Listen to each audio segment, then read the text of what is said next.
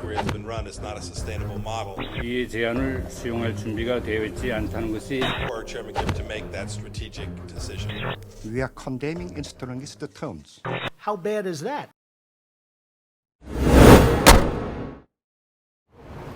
안녕하십니까. 북한을 켜는 뉴스 RF의 뉴스홀입니다. 지난해 6월 12일 미국과 북한의 두 정상이 사상 최초로 싱가포르에서 만나며 관계 개선과 비핵화의 중대한 첫걸음을 내딛었는데요. 하지만 지난 2월 하노이 회담 결렬 이후 양국 관계가 교착 상태를 벗어나지 못하면서 싱가포르 회담은 미완의 만남으로 평가받고 있습니다. 1년 전 싱가포르 회담의 의미와 한계를 한덕인 기자가 되짚어봤습니다.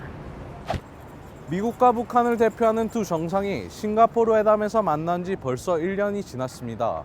많은 전직 관리와 한반도 전문가들은 싱가포르 회담이 미북 간 외교의 물꼬를 튼 역사적인 만남이었다는 점을 부인하지는 않으면서도 회담 자체를 성공이라 부르기엔 무리가 있다고 밝혔습니다.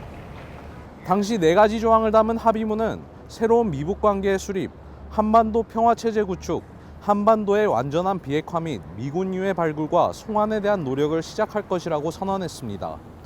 하지만 워싱턴 내 많은 전문가들은 애초부터 합의 자체가 모호해 실질적인 이행까지 이어지기 어려웠던 부분이 크다며 아쉬움을 나타냈습니다. 싱가포르 회담 1년이 지났는데 사실 임플리멘트 된 건 별로 없다고 봐요.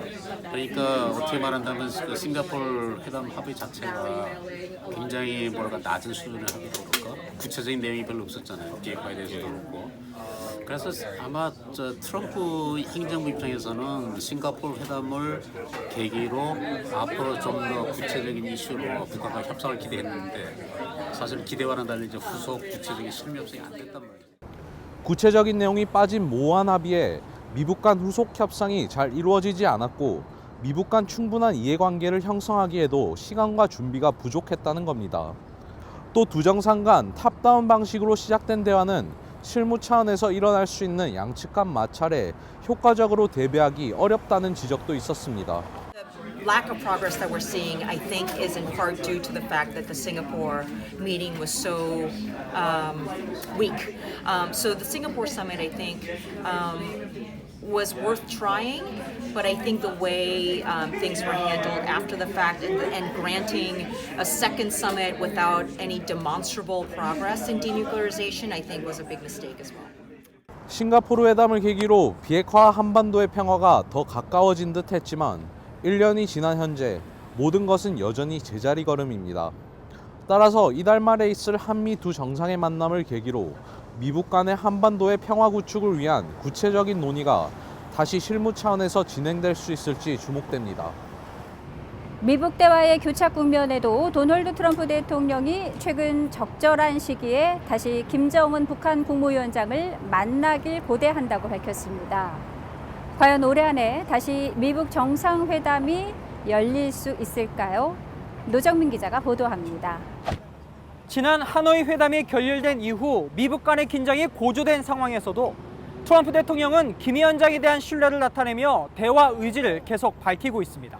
하노이 회담 이후 북한의 내부 혼란과 트럼프 대통령에 대한 미국 내 정치적 공세, 또 내년에 있을 대통령 선거 등으로 정상회담에 대한 준비 시간이 충분치 않다는 것이 전문가들의 지적입니다.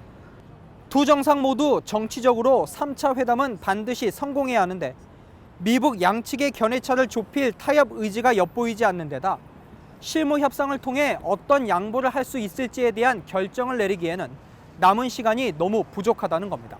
2차 북미 정상회담에서 북한과 미국의 최고 지도자가 서로 대면한 상태에서 협상이 결렬된 거기 때문에 서로 내놓은 협상 카드를 쉽게 걷어들일 수는 없을 거라고 보고요. 냉각 기간이 저는 조금 오래 갈 거라고 봅니다. 하지만 미국이 계속 대화 의지를 나타내는 가운데 비핵화 진전과 긴장 완화를 위해 두 정상이 만날 수 있으며 이마저도 실무 회담을 통한 사전 합의를 이뤘을 때만 가능하다는 관측도 있습니다. 하노이 회담 이후 미국은 북한에 계속 대화의 신호를 보내고 있지만 북한은 침묵을 유지하고 있습니다. 트럼프 대통령도 3차 정상회담의 의지를 나타내면서도 아직 공식적인 계획은 없다는 입장입니다. 또 미북 정상이 만날 기회가 줄어들고 그 과정이 길어질수록 미북 관계 개선과 비핵화 진전이 더 후퇴할 수 있다는 우려도 적지 않습니다.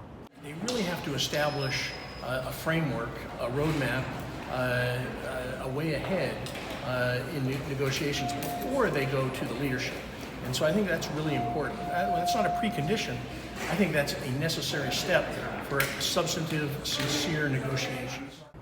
미국이 대화 의지를 적극적으로 보이는 만큼 북한도 최소한의 외교적 노력의 하나로 실무 회담에 임하는 모습을 보일 필요가 있고, 앞으로 미북 대화에 대한 희망과 실무 협상의 진전을 위해서는 결국 김 위원장의 결단에 달려 있다는 지적입니다.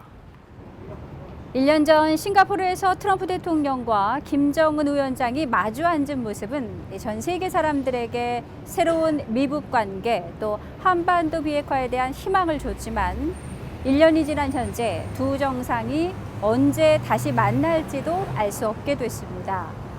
북한을 켜는 뉴스 RFA 뉴스원입니다.